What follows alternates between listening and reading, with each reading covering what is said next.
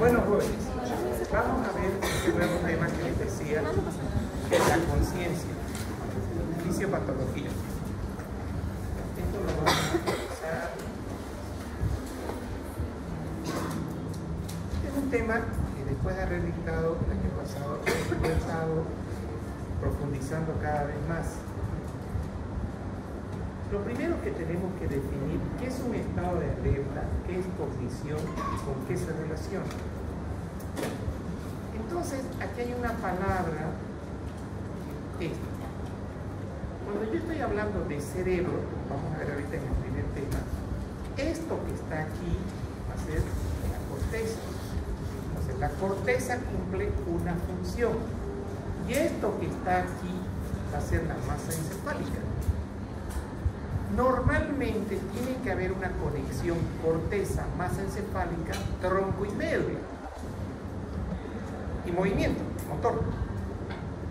Pero ahora vamos a aprender qué pasa cuando esa relación corteza no está presente.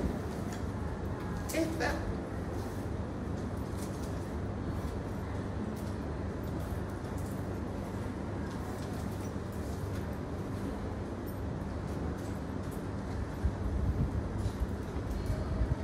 les voy a mostrar ya desde el punto de vista práctico.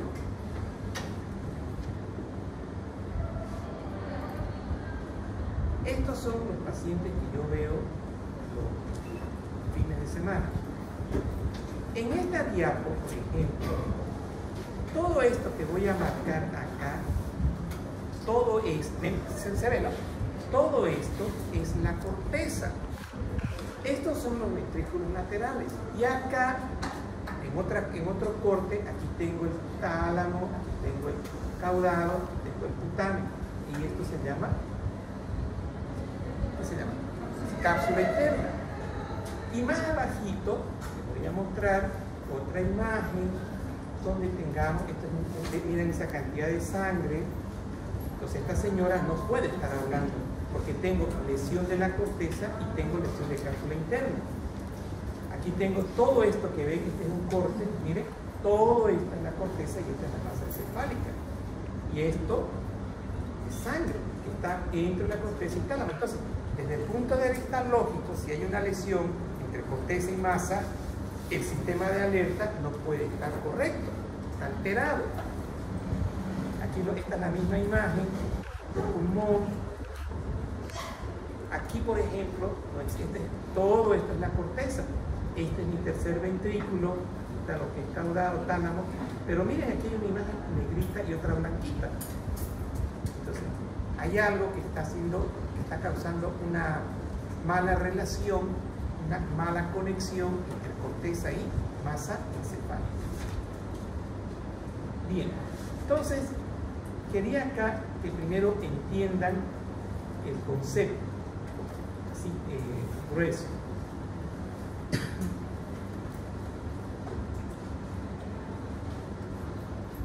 Bien. Ahí lo quería llegar.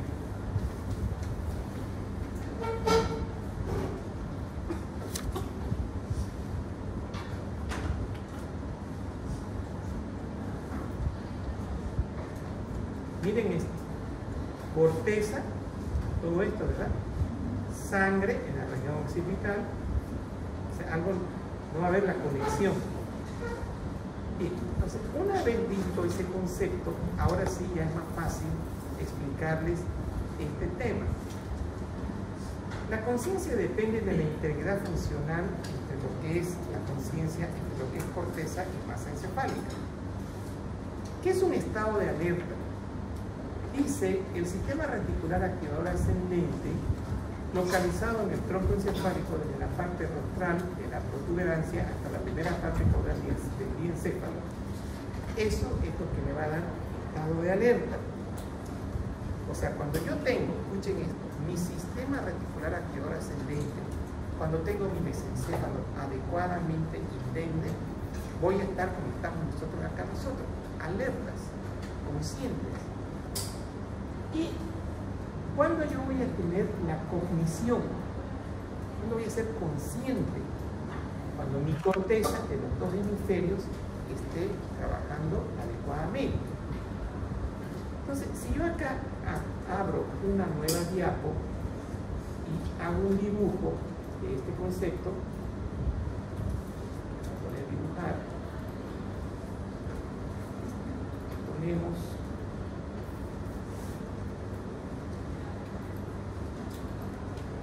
así. Entonces, voy a dibujar un corte sagital. Aquí está el bulbo, aquí está la protuberancia, y voy a dibujar de rojo el concepto mesencéfalo. Entonces, aquí yo tengo mesencéfalo, aquí tengo bulbo y aquí tengo protuberancia. Y aquí abajito tengo todo lo que es la médula, ¿no ven? Entonces, si nosotros tomamos en cuenta este concepto de acá y decimos de qué va a depender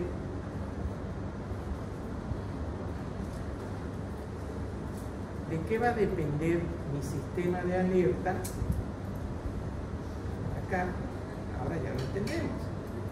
Depende del sistema reticular ascendente localizado.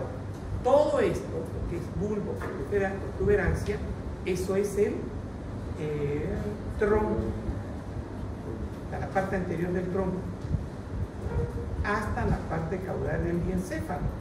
Entonces estamos diciendo que bulbo, protuberancia y mesencéfalo, todo eso se conoce con el nombre del sistema reticular activador ascendente. Si esto está indente, si no hay esas lesiones de sangre que les mostré, si el paciente sufre un accidente de tránsito y no está lesionado el sistema reticular activador ascendente, yo voy a tener un óptimo estado de alerta. Pero si hay pequeñas lesiones en el sistema reticular ascendente, mi alerta va a caer. Por otro lado, mi cognición es si yo tengo daño. Ahora lo van a entender, va a ser más fácil que comprendan. Todo esto dijimos que era corteza, ¿no ven? Si tengo una lesión de corteza, como les he mostrado en esas imágenes de sangre que toma corteza y que toma sustancia blanca, ya el hecho de que esté en corteza, algo no va a estar bien en mi sistema de cognición. ¿Estamos? Entonces, primera cosa aclarada. Paso ahora a otro concepto. Algunas causas de compromiso de conciencia, similares a coma.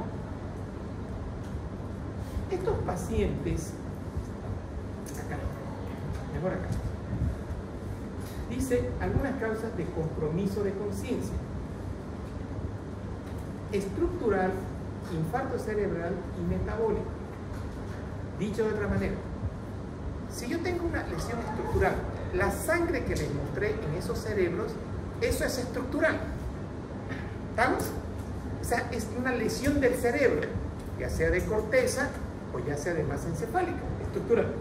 Les mostré rapidito un tumor, eso es estructural.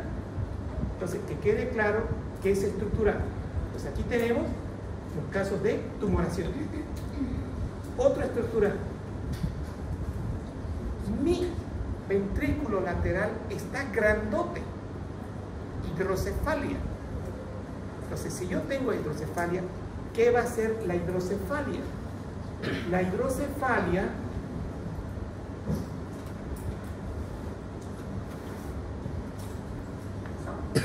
esto es el ventrículo lateral. Aquí está con sangre. Este ventrículo lateral que está con sangre va a empezar a distenderse. Si esto se distiende, ¿qué se va a dañar? La masa encefálica. Entonces, las patologías que vayan asociadas a hidrocefalia van a tener, son causas de tipo estructural que van a tener una alteración en el estado de conciencia. Hemorragia intracerebral. ¿Les quedó claro eso? Han visto que puede dañar corteza y han visto que puede dañar masa encefálica. Y si esa sangrecita está cerca de lo que vendría a ser nuestro sistema reticular activador ascendente, vamos a tener una alteración de la vigilia sueño. Vamos a tener. Entonces, él dice algunas causas del compromiso de la conciencia. Entonces, yo puedo tener alterada mi conciencia cuando tengo un daño de la estructura, o sea, algo orgánico. Pero también puede ser que esto no sea orgánico. Puede ser que no sea orgánico, sino sea infarto cerebral tóxico. ¿Qué tengo acá? Tengo patologías donde el paciente tomó exceso de alcohol. Exceso. Entonces, una intoxicación alcohólica, no invito a los pacientes que quedan tirados en la calle. No es eso, intoxicación alcohólica. Me van a dar estas lesiones tóxicas, me van a causar compromiso del estado de conciencia. El paciente toma antidepresivos con efecto para hacer autolesionarse. Antidepresivos por sí no dan trastorno de conciencia, pero si yo tomaba, en vez de tomar una tableta, tomo 20, me van a lesionar, me van a alterar funcionalmente mi corteza o mi masa encefálica. Entonces, por lo tanto, voy a tener mi conciencia va a estar alterada. Hipoxia. El paciente en un accidente de tránsito estaba coqueando y el bolo de coca queda acá. ¿Cómo está la oxigenación cerebral? Totalmente disminuye. Tengo buena presión, tengo pulso, pero tengo mal ingreso de oxígeno. ¿Quién sufre? El cerebro. ¿Y cómo está la conciencia? Alterada. O el paciente hace un paro cardíaco prolongado. Hay hipoxia. ¿Quién se altera? La conciencia. Porque hay un daño funcional, ya sea de corteza o ya sea de masa encefálica. Y esto está relacionado con oxigenación. Felizmente la intoxicación por monóxido de carbono no es común en nuestro medio porque aquí hace calor, no usamos que se llama brasero, no usamos calefacción en base a hoja leña, en base a carbón. Entonces el monóxido no es frecuente. O esto me pasa con mis abuelos. El abuelito que tiene una enfermedad que se llama Alzheimer, que está agitado, y el médico le prescribe una benzodiazepina. Y el abuelito dejó de comer, perdió peso, y la tabletita que antes no lo hacía dormir, ahora lo hace dormir. Al otro día le vuelven a dar su benzodiazepina, no perciben de que está muy dormido el paciente, y al final estos pacientes van entrando en coma. Eso es porque se le está dando un fármaco sedante. O le estoy dando un fármaco para los dolores neuropáticos y lo ceda al paciente. Pero vean ustedes que lo que quiero que vean que esta alteración del estado de conciencia es porque hay algo funcional a nivel de las neuronas, ya sea de la corteza o ya sea de la sustancia volante. Metabolismo. Ahí dice insuficiencia respiratoria. Miren, para que entiendan mejor. Esto fue lo que me tocó ver el sábado y me encontré con un paciente en estado de coma.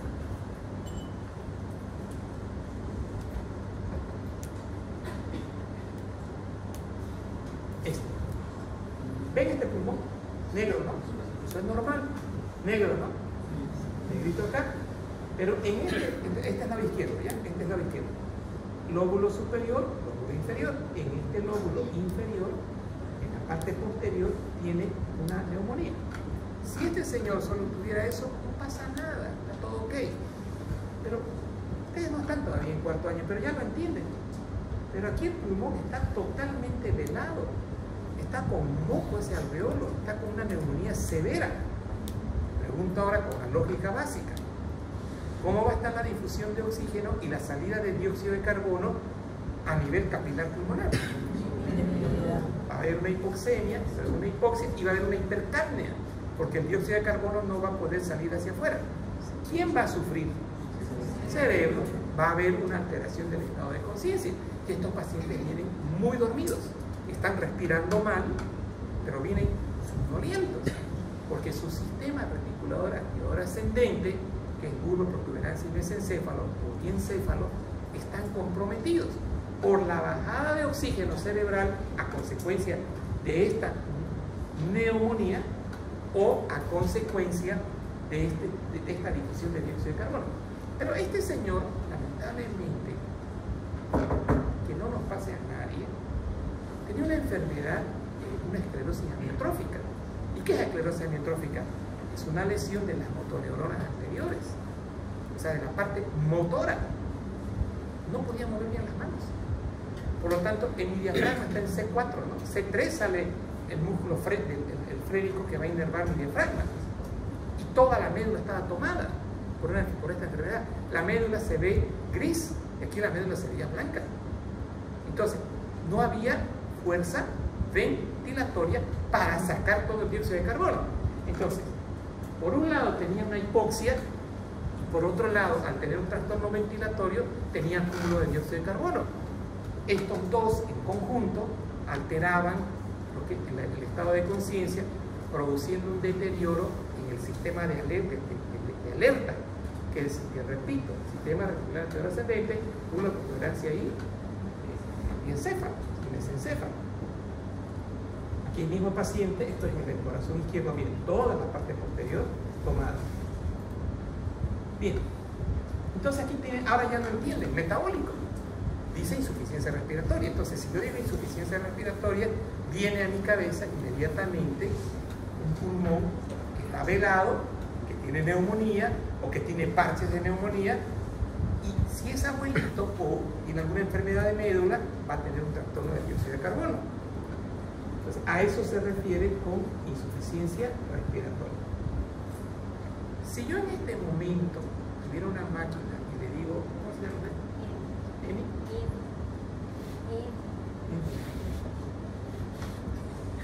Son nombres de película. Disculpen, eso es de película.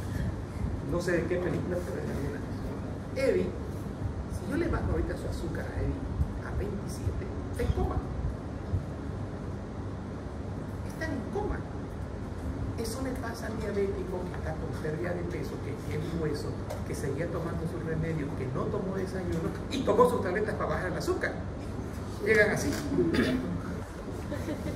Llegan momificados, con los ojos abiertos, pero no hablan. Están en un estado de coma. ¿Por qué? ¿Qué se lesionó? Sistema reticular activador ascendente. Diga usted la estructura de este sistema. Bulbo, protuberancia, mesencéfalo. Y encéfalo, mesencéfalo. ¿Está? Entonces, los trastornos metabólicos, como son bajada de oxígeno, subida de dióxido de carbono o bajada de azúcar, causan coma.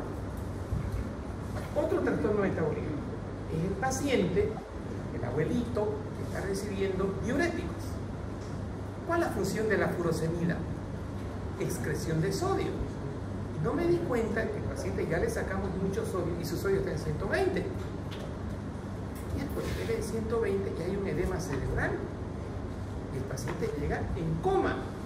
Hago un ionograma, 120, trastorno metabólico, que altera al sistema reticular activador ascendente. Hipercalcemia, esto se ve poco. La verdad es que en hipercalcemia, si he visto una, es harto, pero está mencionado. El paciente tiene una meningitis. Esto lo van a ver con frecuencia. Meningitis, inflamación de las meninges, liberación de citocinas, liberación de líquido intersticial, alteración del encéfalo y alteración de nuestro sistema reticular activador ascendente. Esto se ve en los pacientes alcohólicos y en el estatus no convulsivo. Algunas causas de compromiso de conciencia. Esto de acá ya es raro. Esto lo van a ver en el paciente, este trastorno, este síndrome de enclaustramiento. Es ese paciente que tuvo un TEC grave, hubo lesión axonal difusa tanto de corteza como de médula, perdón, de sustancia blanca, y queda en estado vegetativo de por vida. Abre los ojos, mira, llora, mueve las manos, pero no hay conciencia. Eso es similar al coma. El pseudocoma psicógeno, tengo un ejemplo. Tenía una abuelita, una paciente, que estaba internado en una clínica top de Santa Cruz. Cuando los pacientes están para mí en clínicas, yo trato de no ir, no me quieren para mí. Hay ciertas culturas en los hospitales privados que lo van frenando a uno y no le dan toda la información. ¿Por qué me llama la familia? Mi madre está en coma y queremos ver qué vamos a hacer con ella. Una abuelita de 85 años. Llego allá y efectivamente le apretan la tetilla a la abuelita y la abuelita no movía nada. A ver, apriétense la tetilla. Miércoles, es el peor dolor que pueda haber. Mueve uno la mano, le saca, grita, le pega. La abuelita quietita. Resulta que lo termina de revisar el médico de la terapia y yo le digo, hola señora, ¿cómo le va? Soy el doctor Aguilar. Pues todo. Porque el doctor Aguilar tiene palabras mágicas. Bueno, se va la familia, se va el médico. Mira señora, no le dolía lo que le hacía. Le dolía, pues me dijo, pero me aguantaba. Entonces, ¿qué dice acá? Pseudocoma. Aunque no la crean, esto es real. Es real. Toquen madera. La mujer se acaba de enterar que su marido la engaña y lo pilla. El marido llega con una mujer en brazos en coma. Aprieta y no responde a la señora. En coma. Pseudocoma psicógeno. Hay una historia 3 de la mañana. El hombre le va a arañar. Le pregunto, ¿por qué esto te ha arañado? Me pidió mi mujer, yo soy militar, yo trabajo aquí en Santa Cruz, mi mujer viene de La Paz. Me pilló en calzoncillo. Manos en la masa. Toquen madera, que eso no debe ser agradable para nadie. Para todos. Hombre y mujer. Bueno, la cosa es que charlo después con la señora, ¿y qué pasó? Le digo. Y aquí viene lo interesante respecto a la filosofía de la mujer. ¿No? De ella voy a decir. No puede ser, doctor. No puede ser esto.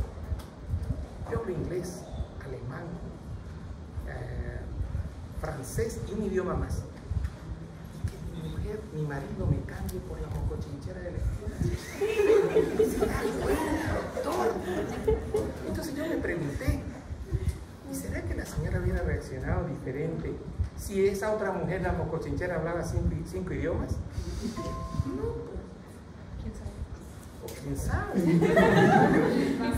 O sea, pero en la filosofía de la mujer, uno va viendo, dice, me cambió por la mocochinchera. ¿Y qué tiene la mocochinchera? Es dulce lo que vende. Y ahí aprendí el concepto de pseudocoma psicógeno. ¿Estamos? Entonces, es un coma fingido. El paciente, esta señora estaba en coma, le iban a entubar. Esta señora otra son los pacientes que se ven más en el caso de mucha ansiedad, crisis de este tipo que acabo de comentarles. Seguimos aquí ya con el marco teórico. Dice, por lo tanto, dice, las principales circunstancias que causan coma son fallo bilateral y difuso del córtex cerebral, isquemia o traumatismo. Volvemos a la fotito y recordemos, por favor, que todo esto de acá es corteza. Entonces, si yo tengo un ácido isquémico, una embolia, que me está lesionando este lado de la corteza, ¿voy a tener coma o alteración del estado de conciencia? Ahora quiero que me respondan en base a este texto. ¿Cuál es el criterio que da la teoría para tener una circunstancia que causa coma? ¿Cómo tiene que estar la lesión en la corteza? Exacto, tiene que estar en los dos lados. Tiene que haber edema cerebral en ambos lados, tiene que haber isquemia o edema localizado en ambos lados.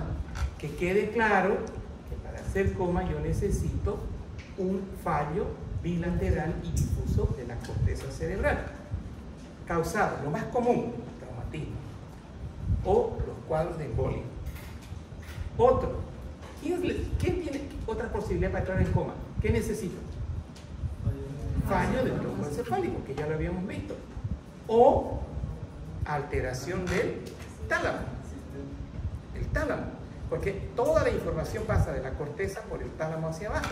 Entonces, una lesión que este tronco que afecte a la parte rostral del tronco, porque dijimos que la parte rostral del tronco corresponde al sistema reticular actividad ascendente. Entonces, si yo tengo un paciente con una historia de accidente de tránsito y está en coma y no veo nada en corteza, pero sí veo en el tronco, y está en coma, lo más probable es que este coma sea por lesión de tronco y específicamente en su parte rostral del tronco. Tercero, posibilidades. Fallo combinado bilateral del córtex, o sea, de la corteza y del tronco, secundarias a fármacos tóxicos hipoglicémicos. Entonces, la pregunta es, ¿quién está anotando la pregunta? La pregunta es, ¿en qué circunstancias puede haber coma? No, mejor dicho, ¿por qué hay coma en la siguiente causa? Hipoglicemia o fármacos o tóxicos.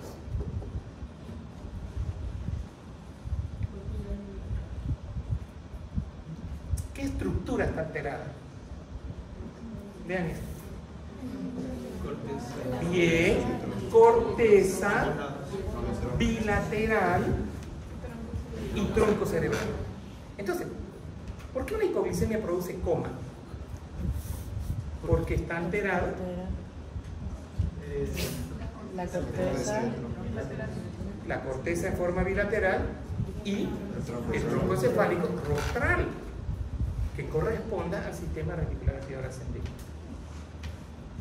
Entonces, en estos casos, ahí vamos a tener el coma de tipo metabólico: sodio bajo, azúcar baja, ¿qué más dijimos? Uso de fármacos, dióxido de carbono, bajada de oxígeno. Entonces, estamos hablando de una lesión ambas cortezas o combinación de bilateral del córtex con tronco. O sea, si es solo córtex, no me va a dar coma, un cuadro metabólico. Esto también se ve con frecuencia. Estos dos. Es el paciente que lamentablemente por decisión decidió beber, se hizo alcohólico, hizo un daño hepático, hizo cirrosis, insuficiencia hepática, y el amonio que debería excretarse por el hígado no se excreta. El amonio empieza a subir, se empieza a acumular en la corteza y se empieza a acumular en la porción rostral del sistema reticular activador ascendente. ¿Y qué voy a tener? ¿Qué voy a tener? Coma. Ya está. A eso se refiere como hepático.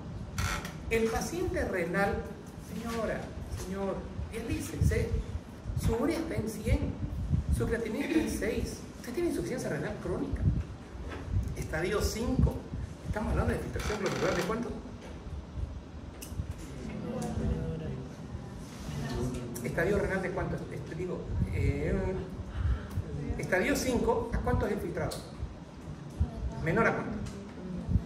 Pregunta. En insuficiencia renal crónica, un estadio 5, ¿cuánto de filtrado glomerular indica? Estadio 4, otra pregunta, ¿cuánto es el filtrado glomerular? Y en el estadio 3, ¿cuánto? Una de las tres va a salir en el examen. Pero revisen en este momento, les voy a dar el chance, porque esa es la pregunta número, es la 50. Con eso van a probar. Agarren su guía. Soy estudiante de fisiopatología. Quiero saber en la clasificación cuánto es la filtración glomerular en estadio 3, estadio 4 y estadio 5 de la insuficiencia renal crónica.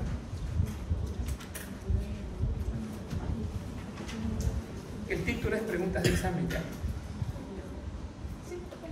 ¿Ya le preguntó la guía? No, el de negro. Pero pregúntele. ¿Usted, Lucas? ¿Me va a preguntar? Lucas está con dolor de cabeza. ¿Alguien tiene un naproxeno, un paracetamol, un antimigrañoso? ¿Alguien tiene para prestarle y se lo va a devolver después? Es migraña, déjese burrera. Después cuando es migraña, ¿alguien tiene un paracetamol? No les creo. ¿Usted? ¿Debe? ¿Sí? Ubícate. ¿Qué?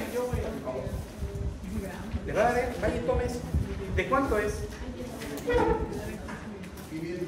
500 de qué? ¿Pero de qué? No, falso. ¿Cuánto tiene ibuprofeno y cuánto paracetamol? Debe ser 300, 2 debe. Tome 2. Y en una hora va a estar haciendo. Eso es migraña.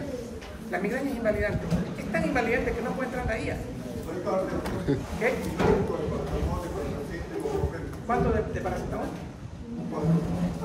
Perfecto, dele 2. Dele 2. Vaya y tome esos 2. La migraña es invalidante. Sáquense ese churrupi en la cabeza. Yo me voy a aguantar, yo soy fuerte. No. Cuando lleven migraña me van a dar la razón. Vamos, Lucas. ¿Ya está? 2. Okay. Entonces, ¿cuál es la respuesta? Camila. En el estadio 3, menor a 30. Estadio 3. ¿Estamos de acuerdo? ¿Menor a 30? Perfecto. ¿Estadio 4? 4, entre 15 y 29 ml por minuto. Bien. Y estadio 5, menor a 15 ml por minuto. No, entonces no me quedó claro estadio 3. Pero estadio 5. No, estadio 5 menos a 15. Sí. Estadio 4, De 15 a 29. 15 a 29. ¿Y 30 a? ¿No es a 45? 30 a 45. Eso pero es que dice estadio A, 3. 3A y 3B. Ya, con 3 A nos queda. Bien. Ah, ya. Entonces, estamos en el ejemplo. Escuchen esto. Pacientes con estadio 5. ¿Tiene el filtrado glomerular normal cuánto es? 125. Bien, 125 por minuto. Con esa cantidad de filtrado glomerular, escuchen esto, yo puedo excretar la urea y la creatinina. ¿Verdad? Tengo menos de 15 ml de filtrado. ¿Cómo va a estar mi urea? Elevado, ¿eh? Señor, ¿qué dice? No quiero. Quiero así morir. Y el hombre le da cuerda, la familia le da cuerda. Sí, papá, tienes razón, papá. Nos llegan a los pacientes así. Señor, don Pedro no responde. No responde. ¿En qué está? Coma. ¿Quién es el causante? La uremia. ¿Cómo va a mejorar? Haciendo tratamiento para la uremia con diálisis. Y la familia le va a preguntar, ¿y por qué mi papá está así? ¿Qué van a responder? ¿Está en un coma? Metabólico. Y les explíquenme por qué. ¿Perdón? ¿Pero dónde? No me puede decir el cerebro ya usted. ¿Dónde? Lateral de la corteza y del cerebro. Es una respuesta para estudiantes de cuarto medio. ¿Estamos? Para estudiantes de tercer año ya no es cerebro. Es bicortical y en el tronco. ¿Entendieron ahora? Entonces, hemos aprendido de hipoglicemia, hemos aprendido de uremia y el fracaso hepático, que es la... ¿Qué era el fracaso hepático? ¿Qué se ha aumentado? Amonio. Sí. El valor tope del amonio es 90. Estos pacientes tienen 300. Pregunten a la IA. 2 preguntas a la IA. Y usted le va a anote. ¿Su nombre es? Shakira. 2 preguntas. ¿Con qué nivel de amonio y con qué nivel de urea el paciente entra en coma metabólico? ¿O con qué valores? Metabólico.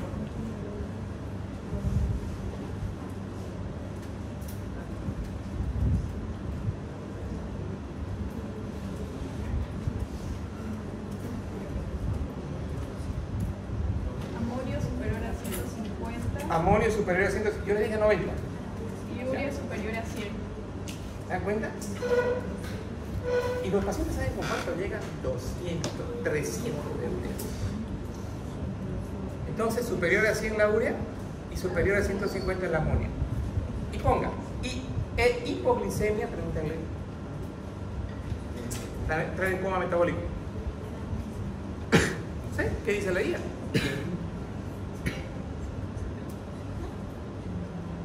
¿Con qué nivel de glucosa sanguínea un paciente diabético puede hacer coma metabólico por hipoglicemia? Menor a 30 miligramos. ¿Menor a 30? ¿Ya? Perfecto. Pero les voy a contar esto. Colega de trabajo, cuando yo turno, le digo, tu paciente tiene 27. No puede tener 27 de glicemia. No puede tener. Está hablando, está consciente. El aparato está mal. 5 glicemias hicimos. 27, 28, 26. Algo debe estar mal, le digo, pero hemos hecho 5. Lo que, pónganle a la guía, descubran, ¿por qué un paciente con hipoglicemia, un paciente diabético crónico con niveles de 27 miligramos no entra en coma? No entra en coma con 27, pero sí con 26. ¿Por qué un paciente diabético, 10 años de evolución, con glicemias de 26, no está en coma? Hemos dicho que es 30, ¿no ves? Porque sí, correcto. El sistema nervioso central se acostumbra a niveles bajos de glucosa. Exacto. Porque existe un acostumbramiento progresivo de los niveles bajos. Entonces estos cerebros se acostumbran a vivir con glicemia de 28 o 27. Escuchen esto, si cae un punto, 26, porque nunca vivió con 26, vivió con 27. Dice que esto se llama hipoglicemia inadvertida. ¿Quedó claro, no? Pero en teoría, si les pregunto con cuánto hacemos hipoglicemia, ¿menor a 30 o mayor a 30? Menor a 30. Ahora, quiero que me traduzcan esto.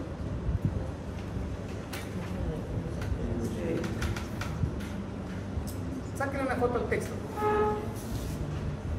Parece al texto de abajo. Y me explican ese concepto. Yo les voy a mostrar una foto. Me explican ese concepto. Muéstramelo de nuevo. Creo que No, a ver, Camila. Camila, haga una foto bien hecha, póngase de frente. No, pues Camila, a ver, párese ahí. Eso, cuando hagan fotos, háganlas bien. No, yo quiero solo el texto, ojo. Sí, es para que no es se que vea por la eso estaba luz sacando solo es que pasa que se pone el reflejo de este lado. de la luz. ¿Ya está? Publiquen eso ahorita y quiero que me expliquen eso. Explíquenme como quieran, pero explíquenme. Una lesión. Media hora y me avisa cómo está. Y no se aguanten la próxima.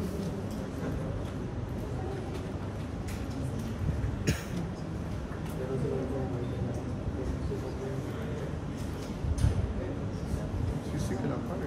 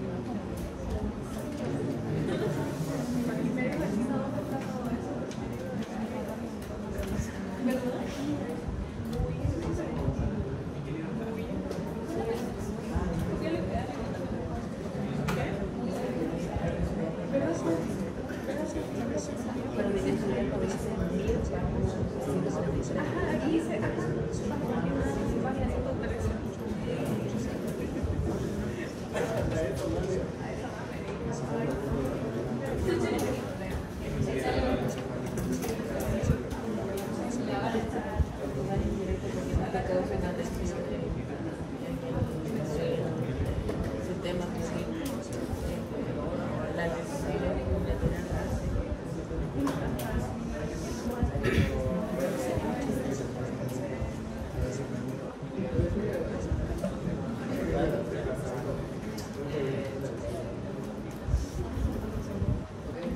Bueno, ¿me explican?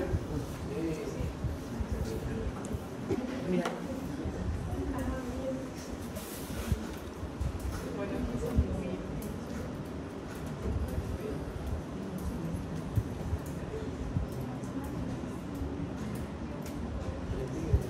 Escucho.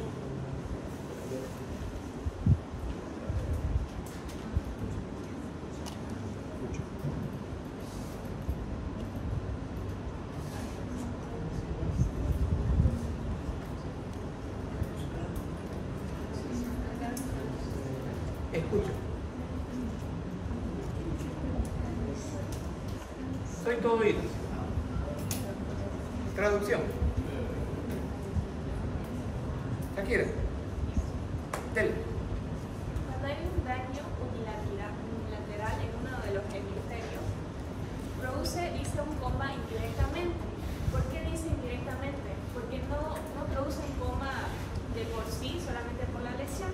Produce un coma porque al producirse ese daño, puede ser un hematoma, sangre, esa sangre desplaza las estructuras y daña lo que es la cara rostral del tronco encefálico, o sea que daña directamente el sistema reticular activador ascendente, y por eso se produce una coma indirecta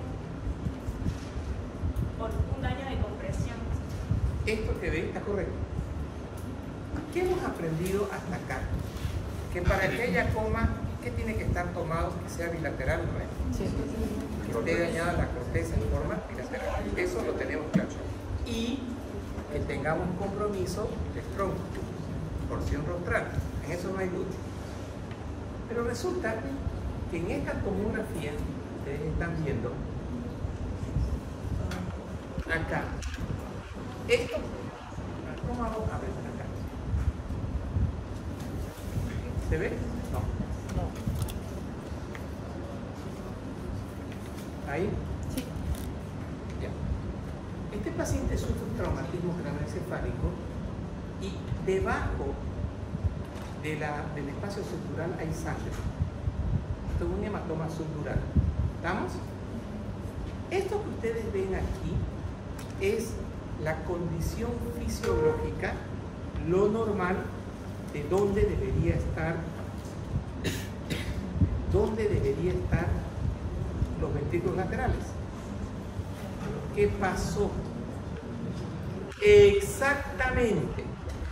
Este hematoma desplaza este hematoma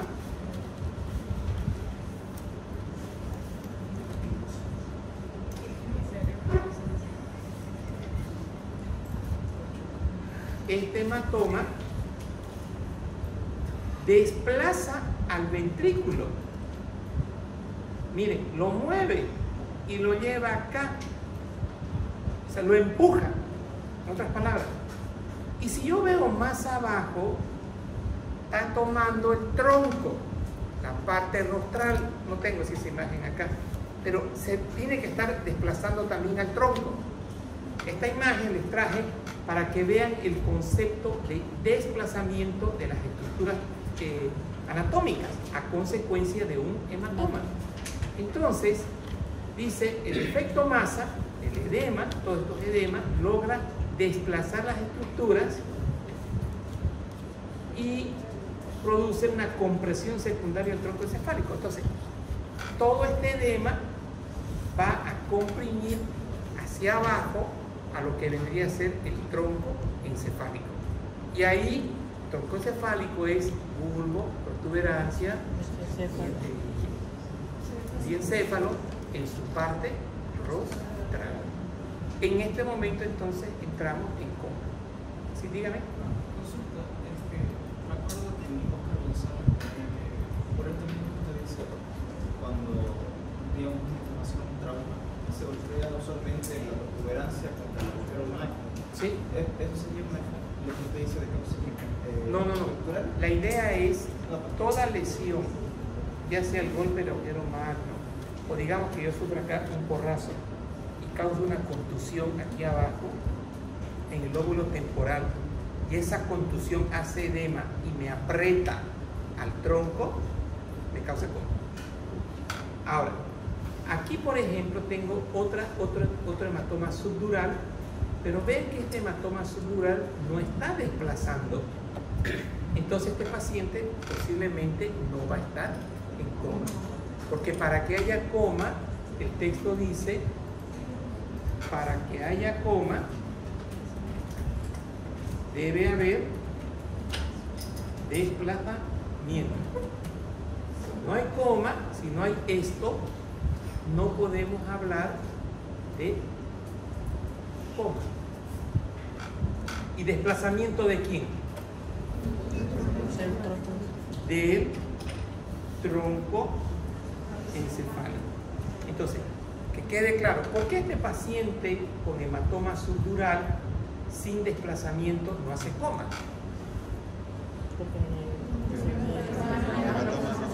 Para desplazar. Exacto, porque no está comprometido el tronco. Entonces, nuestro estado de alerta depende de ambas cortezas y de nuestro sistema de alerta, que vendría a ser el tronco. Aquí tengo el mismo concepto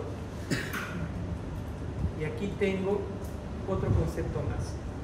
Fisiopatología de la enfermedad. Esto lo saqué de Gannon, página 166. Gannon, para los que entren a Gannon, entran al buscador a la 197, que los va a llevar a la página 166. Y aquí, ¿qué es lo que quiero resaltar? Estado de alerta depende del sistema reticular activador ascendente y de las interconexiones que yo voy a tener con la corteza. Este es tálamo. ¿Se acuerdan que también decía que el coma es por lesión de tálamo? Miren, corteza, tálamo y el tálamo atravesamos por el sistema reticular activador ascendente. ¿Y qué texto tenemos acá? Aquí lo que quiero resaltar es el concepto conciencia. La conciencia es el conocimiento de sí mismo y del ambiente. Sí. Tiene dos aspectos: el estado de alerta, que es el estado de vigilia, y cognición, que es la suma de las actividades mentales. Esta distinción es útil porque los trastornos neurológicos pueden afectar el estado de alerta y la cognición de modo diferente.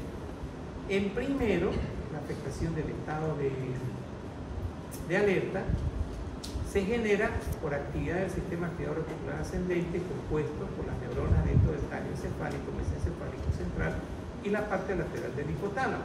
Bueno, aquí Gannon le agrega hipotálamo, así como los núcleos medial, intranaminar y reticular del tálamo. Y aquí veíamos hace rato en uno de los conceptos que cuando hay una lesión del tálamo también podríamos entrar en estado de coma. Proyecciones difundidas de estos núcleos hacen sinapsis en los campos dendríticos distales de neuronas piramidales grandes en la corteza cerebral y generan una respuesta de alerta. Entonces miren esto.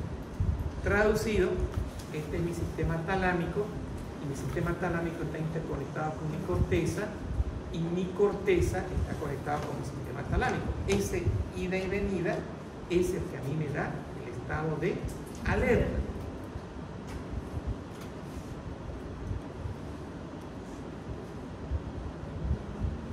Proyecciones difundidas de estos núcleos hacen sinapsis en los campos dendríticos distales de las neuronas piramidales grandes en la corteza cerebral y generan una respuesta de alerta. La cognición es la otra parte. Una cosa es el estado de alerta y otra cosa es el estado de cognición. Es la principal función de la corteza cerebral, en particular de la corteza prefrontal y de las áreas de asociación cortical del lóbulo occipital, temporal y parietal. Entonces, todos estos lóbulos de su corteza están relacionados con cognición. Algunas funciones mentales especializadas están ubicadas en las regiones corticales específicas. Varios núcleos subcorticales, el los ganglios basales y el tálamo están de manera íntima enlazados con áreas de asociación cortical, y el daño de estos núcleos por sus interconexiones con la corteza puede causar déficit cognitivo similares a los que se observan en las lesiones corticales.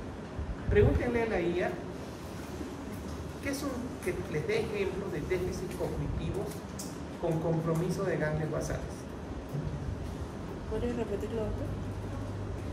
Quiero saber, díganle así, quiero saber ejemplos de déficit cognitivo por lesión de ganglios basales.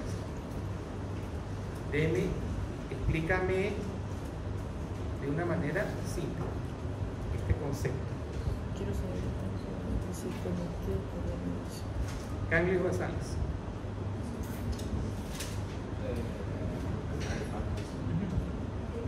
¿Qué dice? En esta enfermedad se daña la estructura de los ganglios basales con el núcleo curiado de la sustancia negra, lo que produce la producción de dopamina. Esto no solo afecta el movimiento, sino también la parte cognitiva. Como se ve el déficit cognitivo, dificultad para planificar o organizar tareas, lentitud para pensar o resolver problemas de memoria a corto plazo o atención. En resumen, aunque Parkinson se conoce por afectar el movimiento, también puede causar problemas para hacer tomar decisiones por daño en los ganglios basales. ¿Alguien tiene algo diferente? A mí me da ejemplos puntuales, dice dificultad para iniciar tareas o actividades mentales, que se llama abulia, trastornos en la planificación y toma de decisiones, déficit de atención, alteraciones en la memoria de trabajo, conducta desinhibida o impulsiva y trastornos del lenguaje. ¿Qué opinan de esto? Conducta desinhibida, lea lo de la conducta desinhibida. Conducta desinhibida o impulsiva, dice... Ya, ahí. Es el paciente del sábado, paciente mayor, que estaba saliendo de un estado de coma y que estaba chuto. Su hija lo quiere tapar y la trata, y le quiere pegar, y le dice una serie de palabras que son irreproducibles. Eso es conducta desinhibida. Su lóbulo frontal no está funcionando. El sueño está consciente, obedece órdenes, está alerta, no sabe qué día es. Pero vean ustedes, tiene un trastorno de la cognición. Lea otro de arribita, ¿qué más decía? Planificación. Trastornos en la planificación y toma de decisiones. Le preguntan algo, no sabe qué hacer. Cognición. ¿Siga? Dice alteraciones en la memoria de trabajo, trastornos del lenguaje, dificultad para iniciar tareas o actividades mentales. Especialmente, ven ustedes en la memoria. Ustedes le hablan ahorita y al rato no se acuerdan de nada. Todo eso es el concepto de cognición. Entonces, pregúntenle a la IA cuáles son los elementos, las partes del cerebro que se relacionan con la cognición. Y vamos a llegar a esto.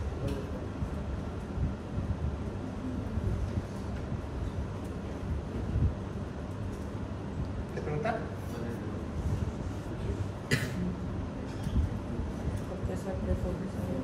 Corteza prefrontal, lóbulo parietal, lóbulo temporal, hipocampo, amígdala, tálamo, ganglios basales, cerebelo.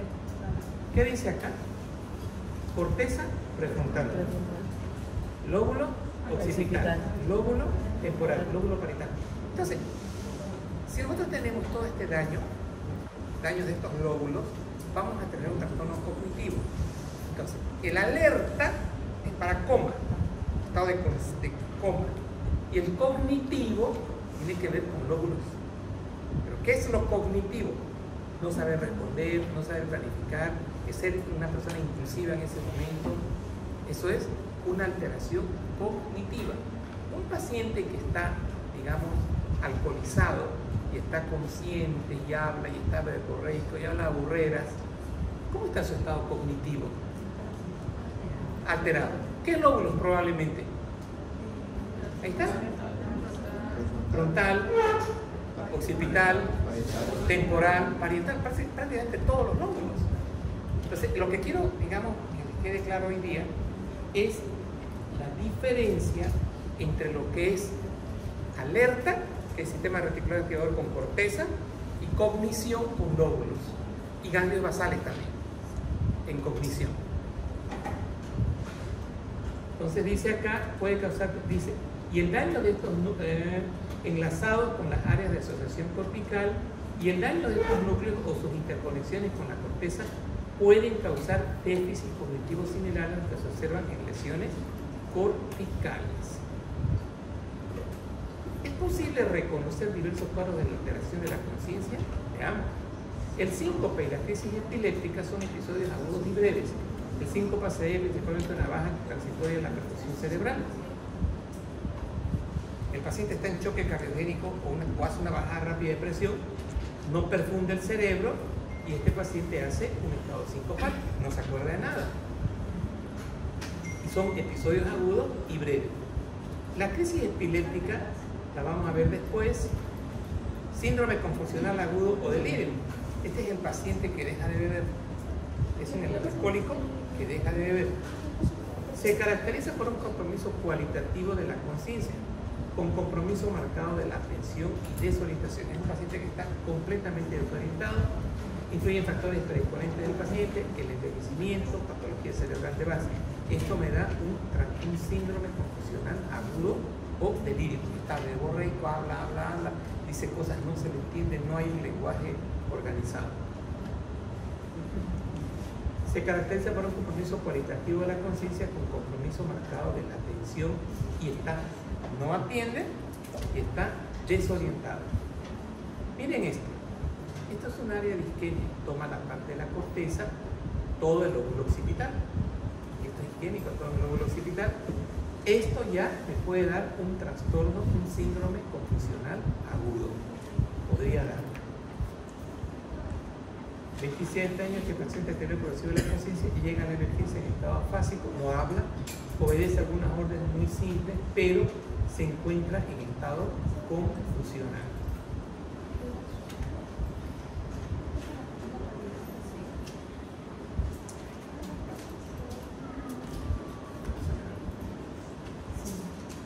Alteraciones de la conciencia pueden obedecer al nivel de conciencia o grado de alerta y contenido de la conciencia por conocimiento.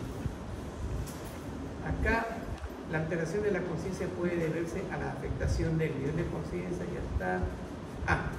La conciencia, el estado de conciencia puede ser somnoliento, estupor o coma. Somnoliento es que está con la tendencia al sueño. Uno le habla, ya sí está bien y luego se vuelve. Eso es una alteración del estado de conciencia somnoliento. Pero resulta que hay otro, señora, nada, no recuerdo. Doña María, no recuerdo. Pero yo le hago así el hombro, abre los ojos. Quiero hablar con Doña María y no puedo. Eso se llama estupor. Coma. No puedo hablar fuerte, te puedo pellizcar y el paciente no responde. Pregunto. Shakira, anote. Un estado de coma y un estado de estupor o somnolencia, ¿qué estructuras estarían dañadas?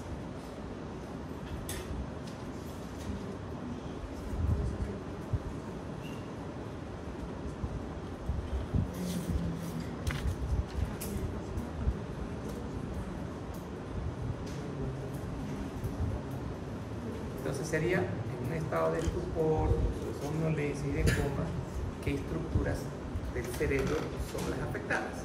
¿Cuál es la respuesta? Corteza cerebral, bilateral y sistema reticular sistémico. Y si el paciente está agitado con trastornos cognitivos, como un borracho que habla y habla, ¿qué está dañado? Exacto, los lóbulos frontales, parietales y occipitales. Entonces, la respuesta sería corteza bilateral, daño bilateral y el sistema reticular activador ascendente. La alteración de la conciencia puede deberse a la afectación de contenido de conciencia, confusión, estado confusional agudo, delirio, se caracteriza por falta de atención y desorientación temporal. Frecuentemente se acompaña de ilusiones de la percepción anómala con estímulos visuales, táctiles, o sea, alucinaciones. El estado confusional, delirio, ¿cuáles son sus características? Dice, interpretaciones erróneas, alucinaciones. ¿Y qué es una interpretación errónea? Una luz fluctuante es un incendio. Alucinaciones. El enfermo ve imágenes inexistentes. En el delirio, Trevens, que es el que bebe alcohol y deja de tomar alcohol, que lo presenta en individuos alcohólicos durante la abstinencia de alcohol, es alteraciones de visualización y animales, zoopsias. Yo tuve un paciente que me describió perfectamente eso. Era un señor que consumía mucha bebida alcohólica y que porque estaba con ascitis y una encefalopatía hepática deja de consumir. Cuando este señor se cura y mejora de su estado de su amonemia, ¿y usted por qué estaba agitado? Le digo. ¿Por qué estaba así? Doctor, si usted recuerda, en mi cama, arriba había un foco, ¿no ven? Sí. Había un mono gorila chiquitito, con un martillo que me quería dar, me amenazaba. ¿Se dan cuenta de su alucinación? Un monito gorila. Los gorilas son gigantes, ¿no? Y estaba vestido con estos sacos, con estos enterizos. Pero él tenía miedo que el gorila lo ataque, estaba con un martillo, lo amenazaba. Y aquí dice, visualizaciones de animales, zoopsias. Esto yo lo vi, les cuento este ejemplo, lo presencié en un paciente que coincide con los pacientes que tienen delirio por abstinencia alcohólica.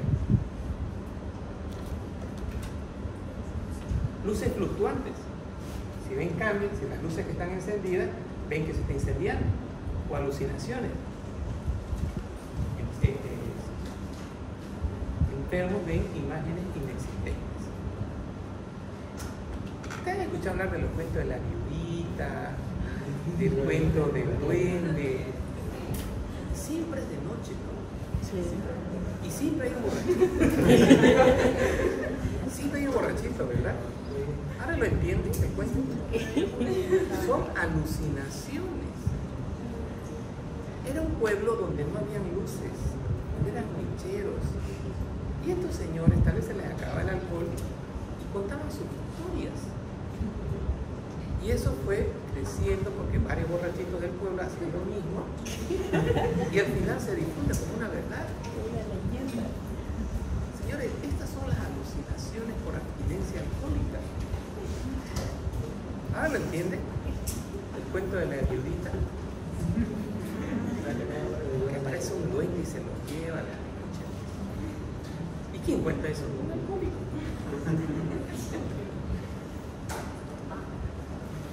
¿Le pasó su dolor a la cabeza? ¿Cuánto? ¿2, 3? ¿Se siente mejor? ¿Qué estaba viendo, Estrellita?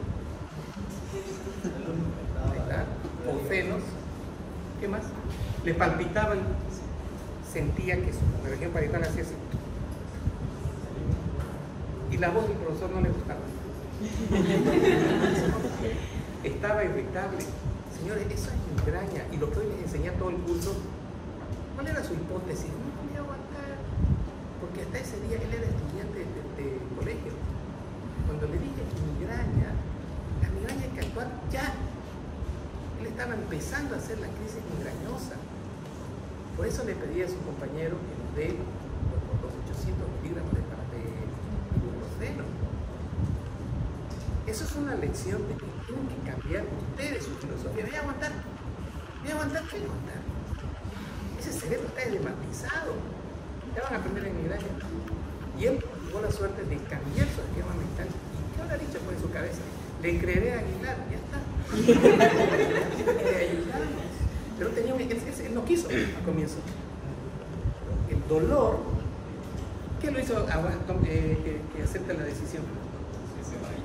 Pero que el dolor, ¿no? El dolor, ¿cuál fue? Pero no puedo también sospechar de que el paciente puede estar hipertenso, deshidratado o extenuado.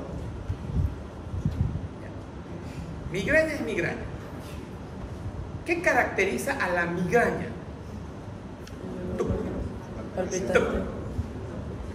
La hipertensión va más asociada a dolor occipital, pero el dolor pulsátil es migrañoso. Ese es el gran inciso. Pero ¿qué pasaría si él estuviera ahorita en coma? ACV hemorrágico. ACV hemorrágico que da la sangre ahí adentro, está causando distensión, está tirando el sistema trigémino. Por eso el ACV hemorrágico puede debutar como una migraña. Pero en él, ¿es primera vez que le pasa esto? ¿Qué? Todo el día está así, aguanta el hombre. Pero tiene historias anteriores de vida. Usted es migrañoso entonces. ¿Primera vez? Oye, es una bandera roja. Si es primera vez, hay que ir a su médico y hacerse ver. El migrañoso tiene historia de migraña.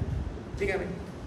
Yo, estaba hablando del tema, doctor, a mí me da migraña por todo el tiempo.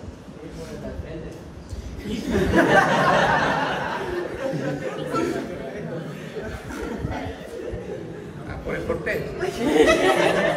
No es broma eso. El estrés. Hay cortejo y cortejo. ¿Dónde estás? ¿Y por qué la miras? Yo no miraba a nadie. La miraste, yo te vi. Eso es estrés. Si se parece a algo en la realidad, es pura coincidencia. Chocolate, naranja, mandarina, cebolla, estas empanaditas que venden con azúcar, chocolate que nos venden los famosos batoncitos, son desencadenantes de migraña. Y otra de las cosas frecuentes son los alumnos no duermen bien. Eso también causa migraña. Yo en mi post-turno hago migraña. Sábado llego a mi casa, todo ok, y el domingo empiezo con migraña, porque ha sido ese estrés de mi turno. ¿Qué hago? Me levanto, te con mi dolorcito y tomo mi naproxeno. Pero yo no creo que me vaya a aguantar, que me vaya a acostumbrar, no, porque sé que eso es migraña. En hipertensión tiene que ser mayor, 40 años, para que sea. Bueno, ¿les gustó el tema? Sí. Buenísimo, ¿no? ¿Por qué buenísimo? Porque desde que lo dicté este tema, ya empecé a acumular información y hoy día ustedes se están llevando esa parte. ¿Listo? Me hace recuerdo de la página 16 de este capítulo. Bien, ahora pasa su compañera, que me ayuda. Pasa.